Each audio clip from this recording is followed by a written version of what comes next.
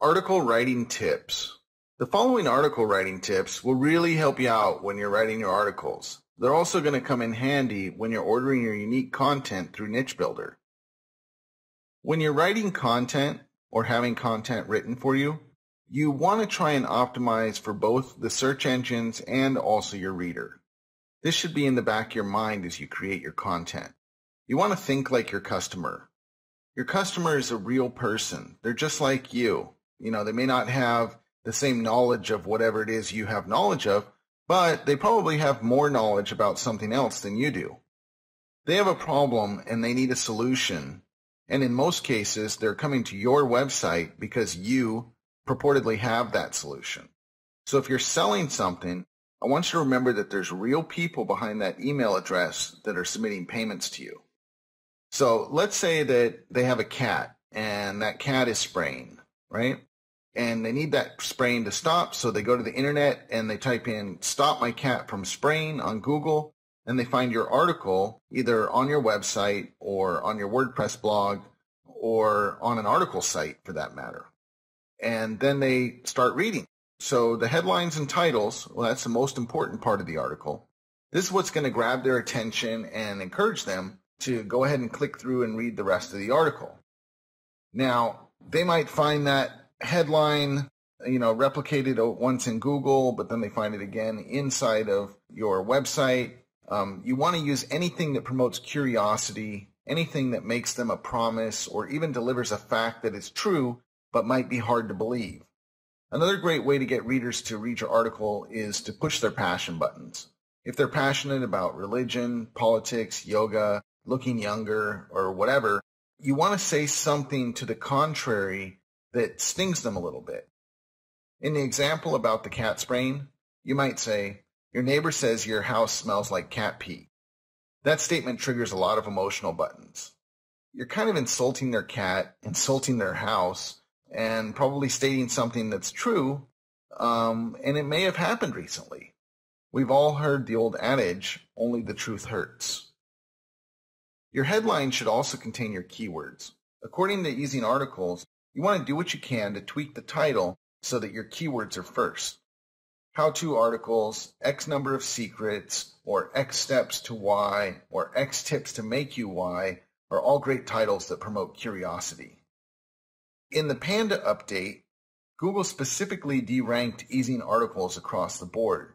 They lost 80% of their rankings, which in turn lost them probably 80% of their traffic. So while article submission is still a valid means of driving traffic, my suggestion to you would be instead to use Web 2.0 properties such as eHouse, Squidoo blogs, and wiki pages to get your rankings. If you find yourself in need of some great titles and headlines, take a look at dig.com. That's www.digg.com. The reason I suggest Dig is that it allows its users to move the importance of the articles up or down on their site primarily because of great headlines. That means that the users are voting what's best, and most people don't take time to read full articles, so a lot of times what they're voting is based on the headline.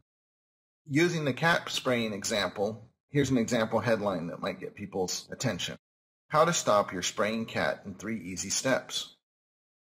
Next, let's talk about the introduction and article summary. All right, this is where you're going to be introducing a problem. So you're sick and tired of your cat spraying all around the house. I totally hear you. I used to hit the ceiling when I would walk barefoot through the house and accidentally step in it. In this article, you're going to discover 3 simple to implement remedies that will have your cat calm and secure by midnight tonight.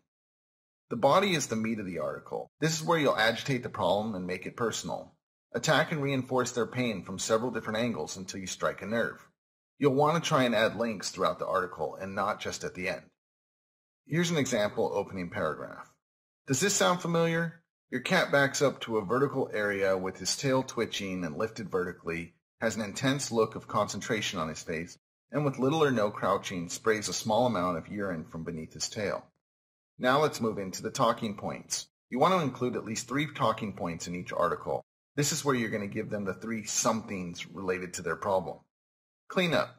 You want to clean urine marks thoroughly with a special product designed to neutralize the odor. Avoid ammonia-based products which smell like urine. The smell of urine or ammonia encourages the cat to spray on the same spot again. A solution of 1-to-1 white vinegar and water is inexpensive and it really works. Restrict the view of other cats. When your cat sees another cat, its natural response is to mark its territory, in this case your house. Cover the view of the outdoors by using blinds or curtains to cover the windows, moving furniture to deny access to certain windows. Shut the doors to certain high-risk rooms and close off your screened-in porches. Feed them consistently. Change often causes spraying. Feed your cat at the same time each day and keep its food, litter box, and bed in their usual places. When you have visitors, put your cat in a separate room, especially if your visitors have cats of their own and may carry their scent.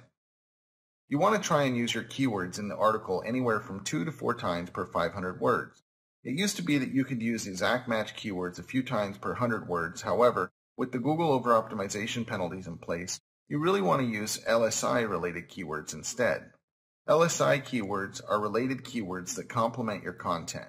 In addition to limiting the recurrence of keywords, you also want to use complementary keywords throughout your post. This tells Google that it is a quality article and not just a bunch of text optimized for a specific keyword, i.e. market's territory, litter box, and urine in this case. Finally, you have the closing and the resource box. In the closing, it's crucial to let your viewers continue forward to your website. Do not say, in conclusion, good luck, anyways, or any other closing words that tell your reader that you're finished. Your goal is to give the impression that your article is not yet quite finished. They can finish reading it on your website. Here's an example. Do not leave this problem unsolved. Cat urine odor and stains can make your home a very uncomfortable place, and your cat will still remain a cat even when it doesn't spray anymore.